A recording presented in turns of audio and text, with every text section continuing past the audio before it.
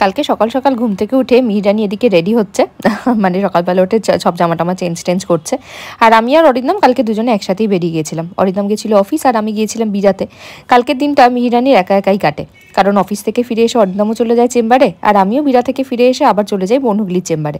তবে চেম্বার থেকে ফিরে এসে আমরা দুজনেই চেষ্টা করি যতটা সময় মিহিরানিকে দেওয়া যায় ততটাই সময় দিতে।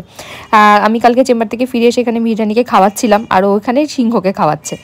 খাওয়ানোর কথায় মনে পড়লো, তোমরা অনেকেই আমাকে জিজ্ঞেস করেছিলে যে আপামটা কি জিনিস। অ্যাকচুয়ালি আপাম বলে কোনো বস্তুই নেই, আপ্পাম বলে একটা ডিশ আছে, সেটা সাউথ ইন্ডিয়ান ডিশ। তবে মিহিরানিকে আমি যেটা দিই সেটা আপাম একদমই নয়।